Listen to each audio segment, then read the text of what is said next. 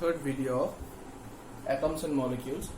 So if you remember, in the last video we have discussed about Dalton's atomic theory, the 6 main points of Dalton's atomic theory, how Dalton's atomic theory is related with laws of chemical combination, correct? So in today's video we will discuss some of the drawbacks of Dalton's atomic theory, and then we will study something about atoms and the symbols of atoms, and at the end atomic mass. So this is our topic of discussion for today's video. So first of all, let's discuss about drawbacks of Dalton's atomic theory. So if you recall the points of Dalton's atomic theory, then you will see that in the second point of Dalton's atomic theory, it is written that atoms are indivisible particles which cannot be created nor destroyed in a chemical reaction, correct? So this second postulate is actually related with law of conservation of mass, correct? So the second postulate is somehow not correct. The second postulate is somehow, it has some drawbacks, the second postulate, because in the second postulate Dalton said that atoms are indivisible. He said that atoms cannot be divided and atoms are the smallest unit. But if you know, if you search, then you will see that atoms can be further divided into even smaller particles called electrons, protons and neutrons. So this is the first drawback of Dalton's atomic theory. He said that atoms are indivisible, but still atoms can be divided into even smaller particles called electrons, protons and neutrons. Okay, now second drawback. In the second drawback, he said, this will come from the fourth postulate. In the second drawback, if you take a look at the fourth postulate of Dalton's atomic theory, then you will see that he said atoms of different elements have different masses and chemical properties, correct? He said atoms of different elements have different masses, correct? That is,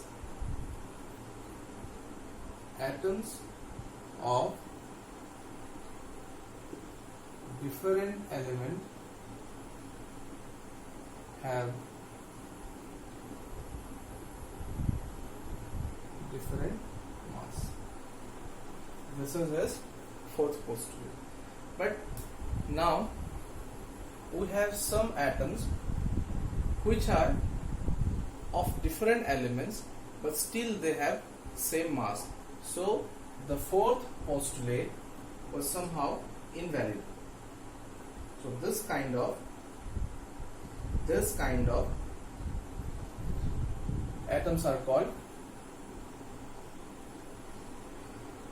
isobars. So these are called isobars. Isobars means atoms of different elements having same atomic mass.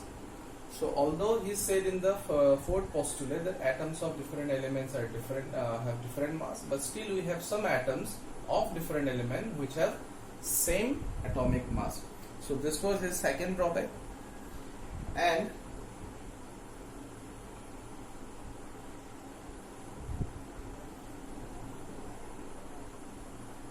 the third postulate, if you take a look at the third postulate, it is written atoms of a given element are identical in mass and chemical properties. He said in the third postulate that atoms of a given element is identical in mass and property, correct? So this third postulate is also somehow not 100% accurate. because nowadays we have atoms of same element which have different masses. So these are called isotopes. These are called isotopes. For example, if we take hydrogen, atomic mass of hydrogen is 1. Atomic mass of hydrogen is 1. Atomic number of hydrogen is 1, atomic mass of hydrogen is 1. We all know. Atomic number of hydrogen is 1 and atomic mass of hydrogen is also 1. But along with hydrogen 1, there is 2 more hydrogen atoms which have same atomic number but different atomic mass. So if you see, this is hydrogen 1, this is hydrogen 1, this is hydrogen 1, 3. This is called hydrogen. This is deuterium, this is tritium. Correct? This is called deuterium, this is called tritium. So if you see, the atomic number is although same, but the atomic mass is different. But what Dalton said? Dalton said that atoms of a given element is identical. He said that atoms of a given element will be similar in all aspects, be it the mass, be it the chemical properties. But here if you see in the example, we have same atoms but different mass. So somehow this third postulate was also not that accurate. We already talked about the fourth postulate, we already talked about the second postulate. There is a fourth postulate as well. We have different atoms, different elements, but their mass will be called, the mass will be same. This is isobar, this is isotope, and this is about the second postulate. Next thing which you have to discuss is atoms. So what are atoms and why is atoms so important? So first of all, let me tell you, atoms are very, very small. You cannot see atoms with your naked eyes. Even you cannot see an atom using a very powerful microscope as well. But still atoms are very, very important, and we have to study about the atoms in detail, because atoms are the fundamental unit. Just like in our body, the fundamental unit is cell. All the organs, all the tissues are made up of cells. Similarly, all the matters in the universe are made up of atoms. If we cannot see with our eyes, it does not mean that it does not exist. It exists and it is all around us. And atoms are the smallest unit which combines to form molecules in turn, and the molecules combine to form larger particles, and those larger particles form matter. Correct? So atoms are the smallest fundamental unit. And if we have to define atom, how are we going to define an atom? So an atom is the smallest particle of an element that can take part in chemical reaction. Okay, so now I am going to write down the definition of atom over here. This is the definition of an atom. So what have I written here? An atom is the smallest particle of an element that can take part in chemical reaction and maintain its chemical identity throughout all physical and chemical change. That means an atom is the smallest particle of an element. An element is made up of atoms. For example, if I take one element, say any example, I have taken iron or aluminium. These are element metals. We already have discussed the differences between element, then compound, then mixtures. Correct? So elements are the pure matter, pure substance, and these elements are actually two examples of metal, iron and aluminium. So these two elements, these elements are made up of tiny atoms of both iron and aluminium. So this element iron, say for example you have a block of iron in your hand. So that block of iron will be made out of millions and billions of small atoms of iron. Similarly, say for example you have a piece of aluminium. So that piece of aluminium will contain millions and billions of small atoms of aluminium, which we cannot see with our naked eyes, or even with the help of powerful microscope it is not possible to see it. Correct? But it exists there. It is there only, but we cannot see. So atoms are the smallest particle of an atom that can take part in chemical reaction. And remember, whenever they are undergoing a chemical reaction, they always react in the atomic form. Whenever reacting with some other element, they have to be present in the atomic form. In the molecular form, they cannot react. So that is why I have written an atom is the smallest particle of an element that can take part in chemical reaction and maintain its chemical identity throughout the physical and chemical change. So it will retain its chemical identity throughout all physical and chemical change. So this is the definition of atom. Now let's discuss actually how small an atom actually is.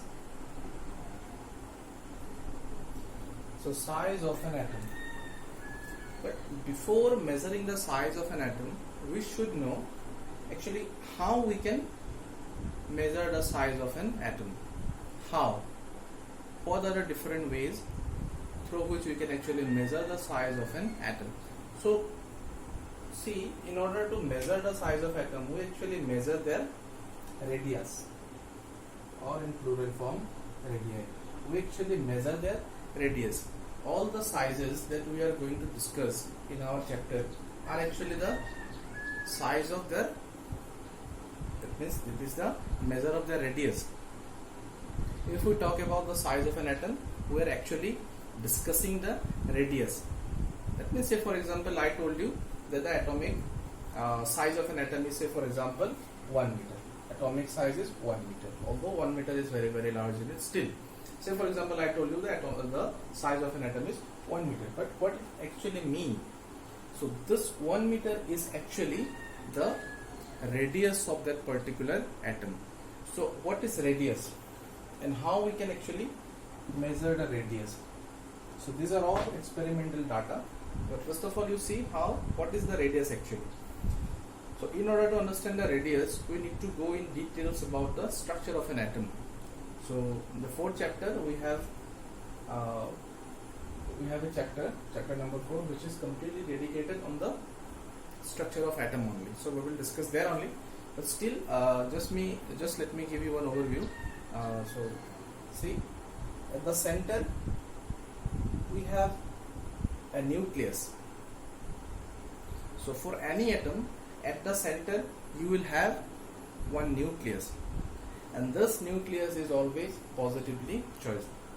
So later on you will come to know that an atom contains electrons, protons and neutrons. Electrons are always negatively charged, protons are always positively charged, wherever neutrons have no charge. And this proton and neutron, they always located at the center of the atom, while the electrons, they always revolve around this particular center in some fixed path. There are some fixed path through which the electrons revolve around the nucleus. So the electrons are very far from the nucleus, and always remember that only electrons move. Protons and neutrons, they are always fixed, they are stationary, just like our solar system. At the center we have sun, so you can imagine this particular nucleus as the sun and the electrons as the various planets. So at the center we have nucleus and outside we have electrons. So the radius is, say for example, this is the nucleus and we have an electron over here moving. So the radius is the distance from this middle, is the distance from this nucleus to the electron. Always remember that electron, there may be more than one electron. There may be 2 electrons, 3 electrons, 4 electrons, 5 electrons, correct? And these electrons are arranged in some fixed manners. We will learn it later on, but as of now you see, let's say for example here we have 2 electrons and on the outside we have 1 electron, say for example. So in this case, if we have to measure the radius, then we have to find the distance from the nucleus to the outermost electron. In this case, we will not consider this electron which is located inside. Correct? In this case, this electron is the outermost electron. See, I am writing this outer electron. So in this case, the distance between the nucleus to the outermost electron will be called radius. So if you find the distance between the nucleus and this inner electron, it will be wrong. So this will not be counted as the radius, but radius is the distance from the nucleus, actually from the middle of the nucleus to the outermost electron. The distance from the middle of the nucleus to the outermost electron is called atomic radii. Okay, so this is how actually we deal with the size of the atoms. Whenever we are talking about size of an atom, we are actually talking about the radius of that particular atom. Okay. Okay. So I already told you that atoms are actually very, very small.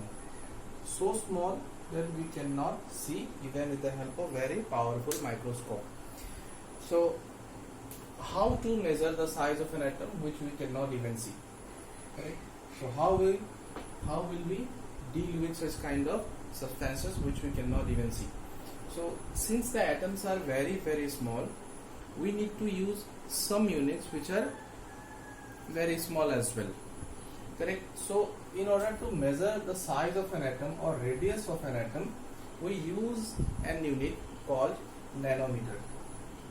Nanometer, it is denoted by nm, small n, 1 nanometer. Now what is the definition of 1 nanometer? 1 nanometer means actually 10 to the power minus 9 meter. 10 to the power minus 9 meter. So what does it actually mean, 10 to the power minus 9 meter? So say for example, I have drawn a line of 1 meter length. Although this is not 1 meter, let's assume that this is 1 meter in length. Now we have to divide this 1 meter length into 100 crore equal parts. So this is 1 meter length. Now divide this 1 meter length into 100 crore small equal parts. How? This is 2 equal parts.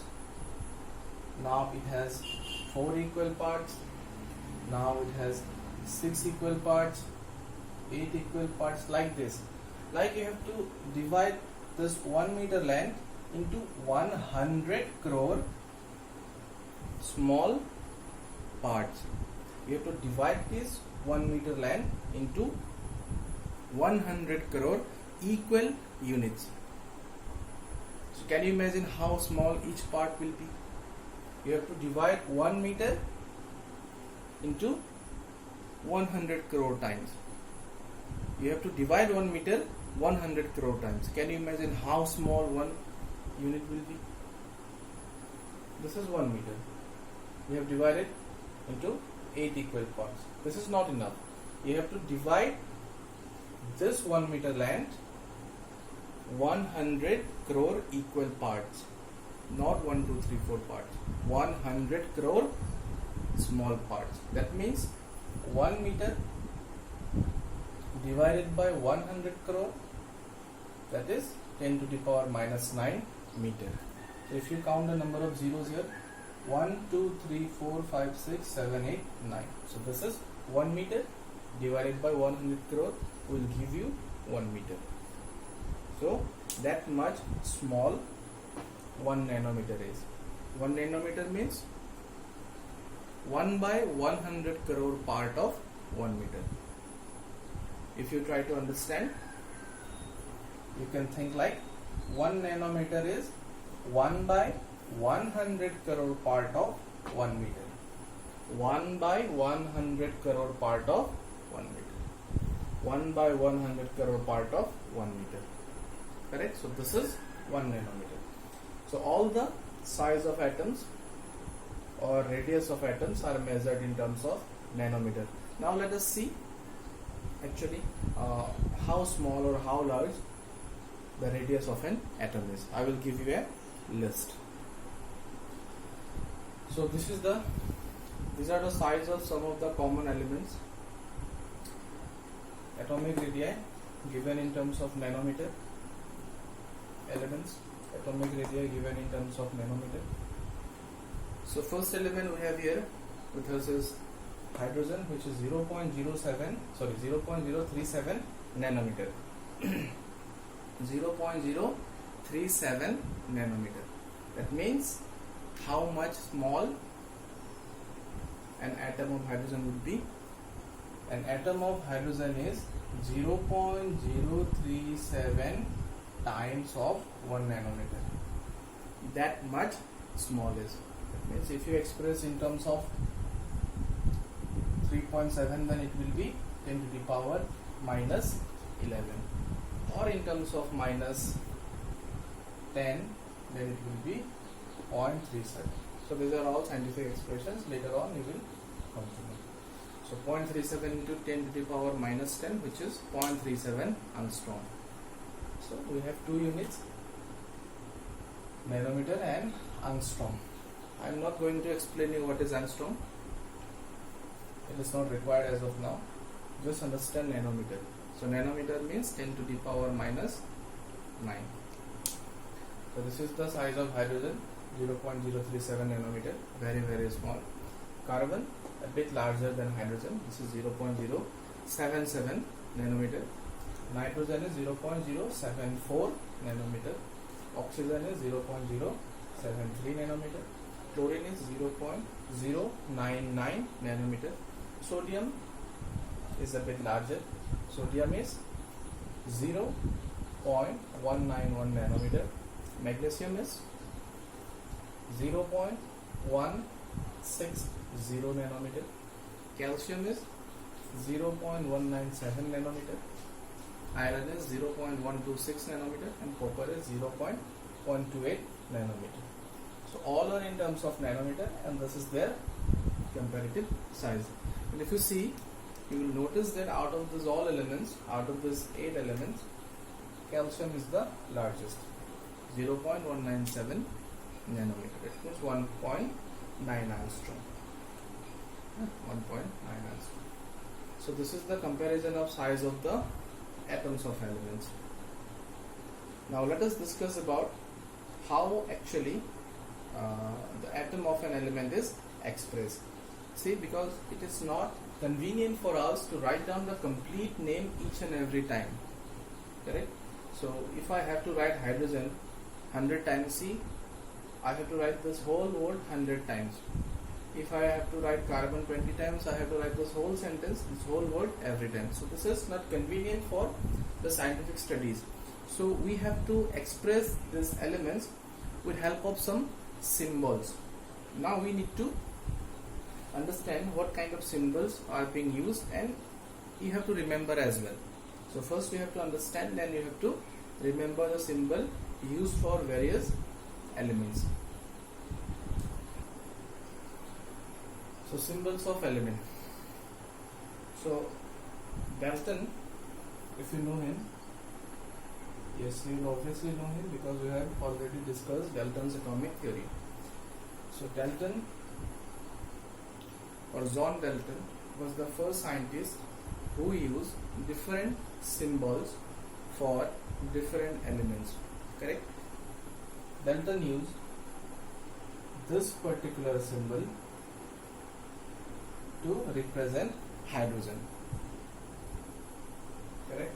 Then he used this particular symbol, and this whole circle is shaded. This is all shaded. So this particular symbol is used to express carbon.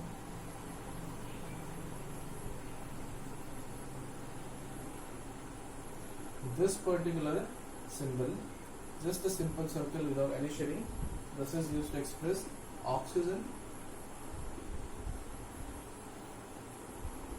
And then he used this particular symbol to represent phosphorus.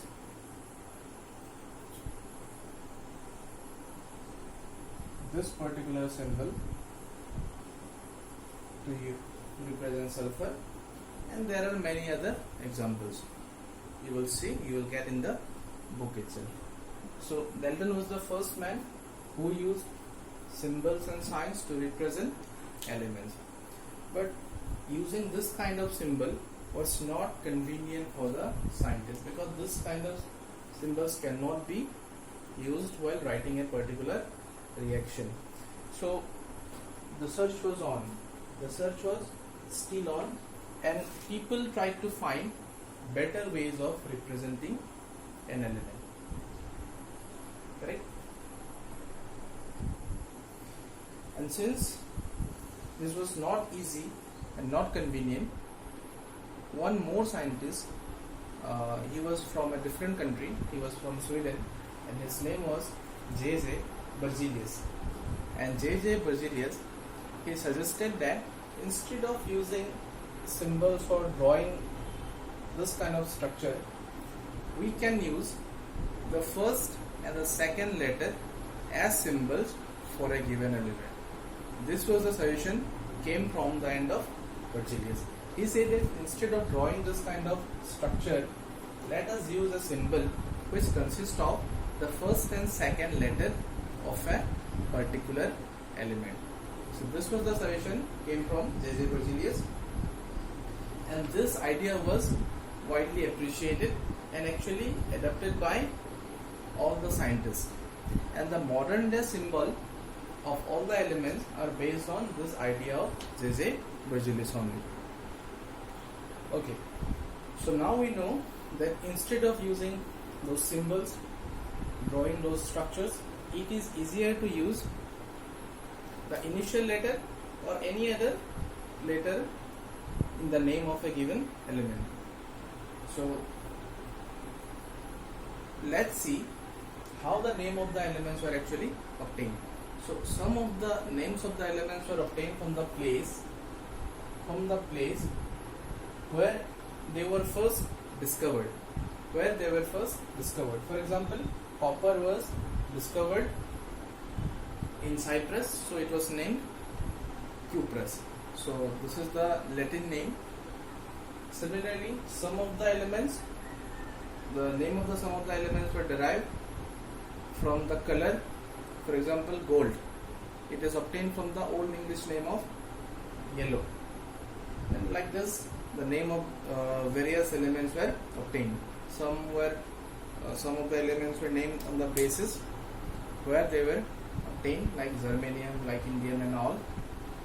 We have copper, we have gold. But nowadays, the name of the elements, what name to a particular element will be given, is decided by IUPAC. IUPAC is the organization which approves the name for a newly discovered element or for the old elements as well. So IUPAC stands for International Union for Pure and Applied Chemistry. So International Union for Pure and Applied Chemistry, it determines and it regulates what will be the name of a particular element. So now let's come to Berzelius.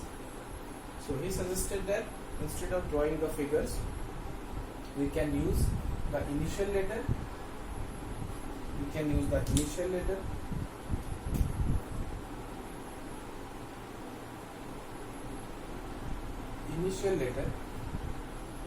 Or any other letter in the name of the element.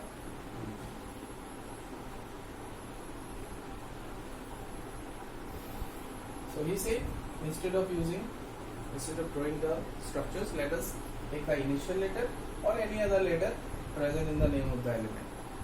Okay. So for example, hydrogen.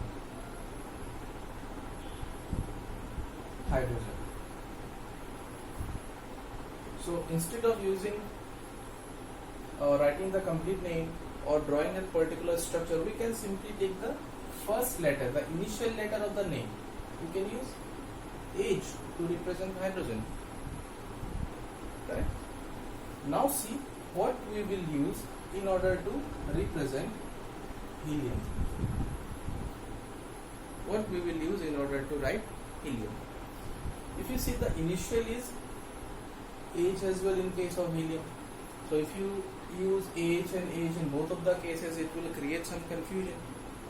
So what he did, see, he said that initial letter or any other letter in the name of the element.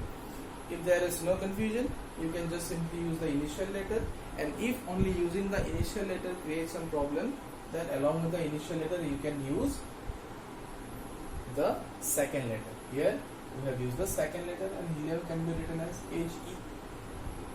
Correct? So like this, nowadays the symbol of the elements are written.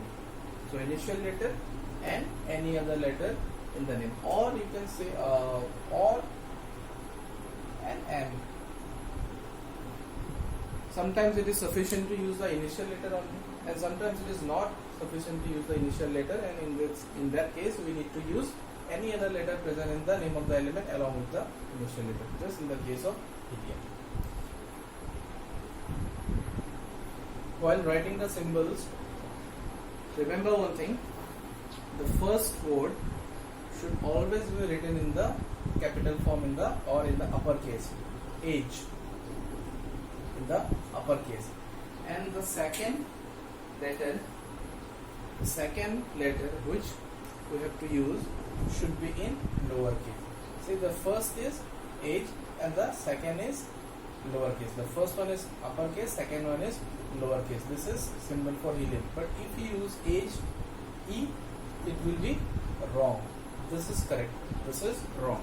So while writing the symbols, the first word should be in uppercase, and the second word should be in, the second letter should be in lowercase. Always remember. The first letter in always uppercase, the second letter is always in lowercase.